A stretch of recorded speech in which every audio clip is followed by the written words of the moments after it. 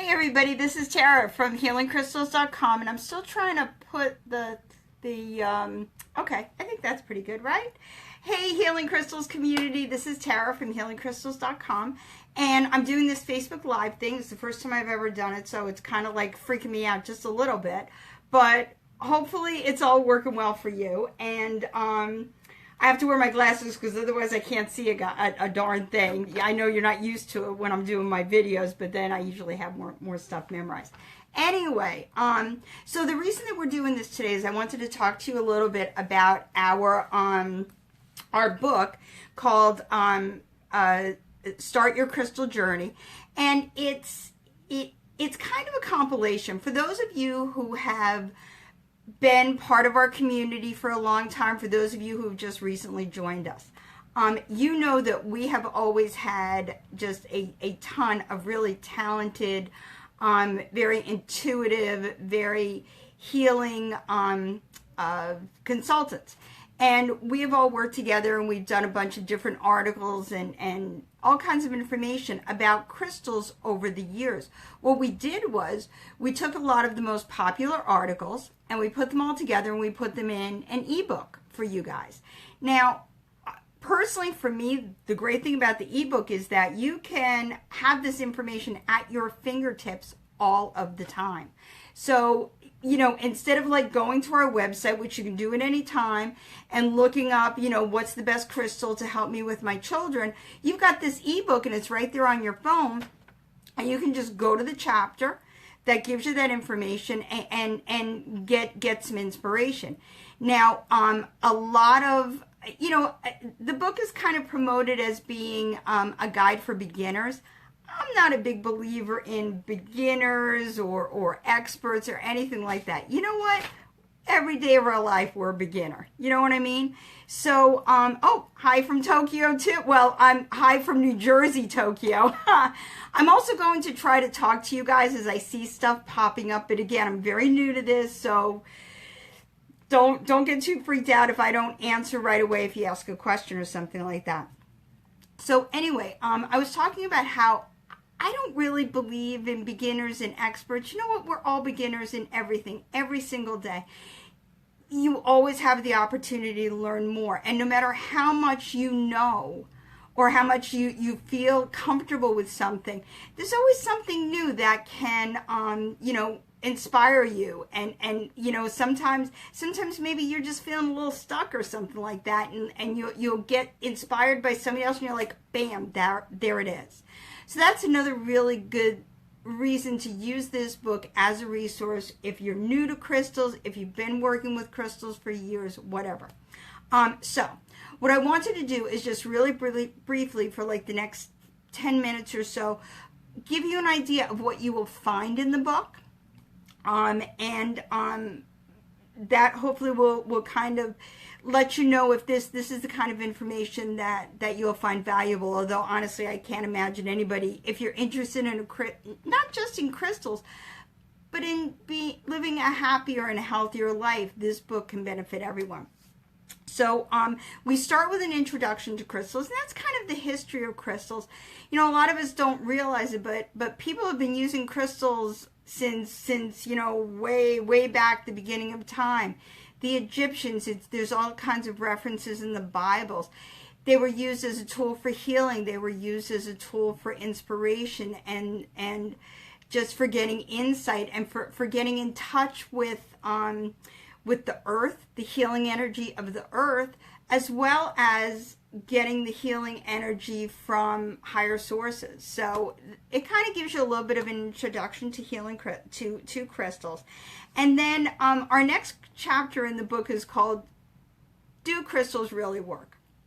That is probably, when I was doing recommendations, that was probably one of the top questions. Do they work? How do they work? The answer is not a simple one. It isn't something that I can say, oh, you're going to know it's working if this happens, or this is how it works.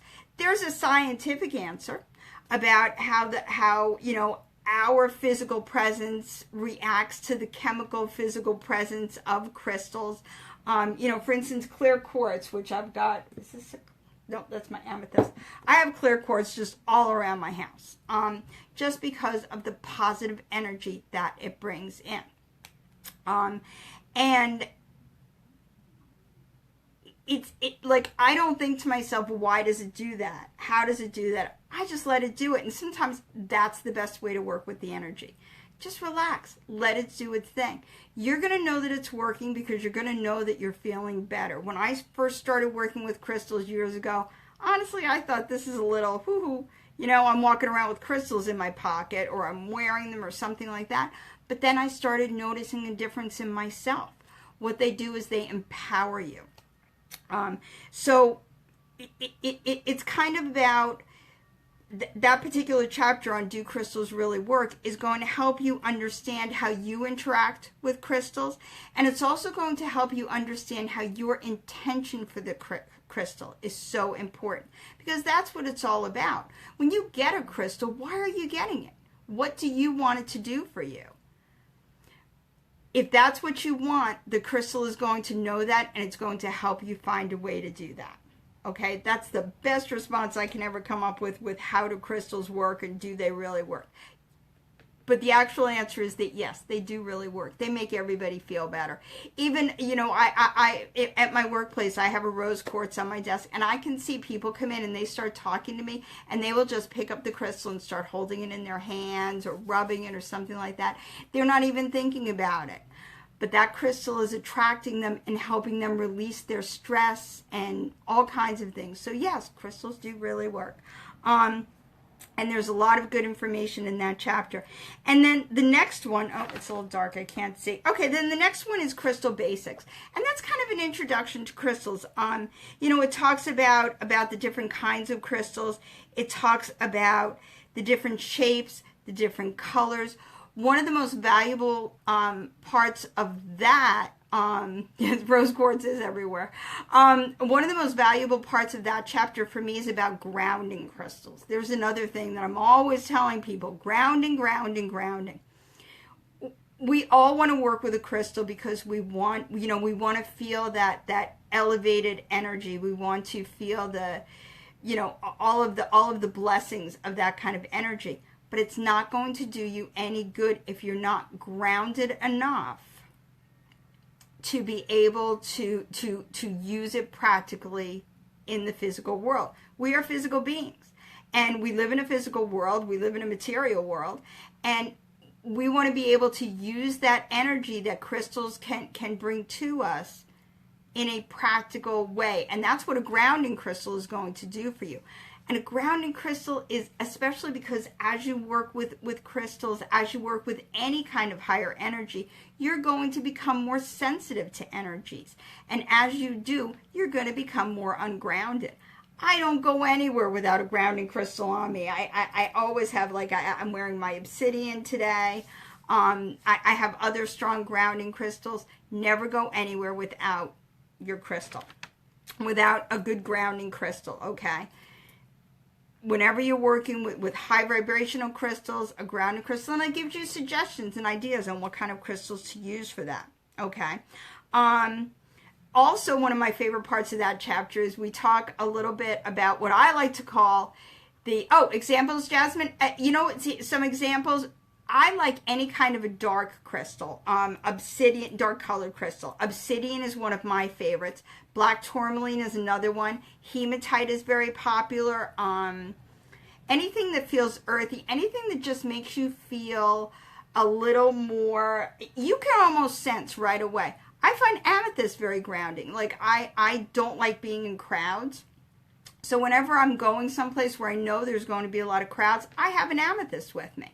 And I can sense right away, as soon as I start feeling that stress of being overwhelmed, I hold my amethyst or I just touch it and boom. Smoky quartz can also be a very good grounding crystal. Absolutely. You don't want to tie yourself to anything. You don't want to ever feel like, how can I put this? The book, and anytime. Yeah, red jasper. Absolutely. Red jasper is very, it's very grounding and connects you to the earth. You don't ever want to be in a position where you are limiting yourself. That's the word I was trying to think of, okay? what feels right to you. Some people are going to say amethyst isn't grounding. Amethyst is for higher vibrations. But if it makes you feel grounded, then use it.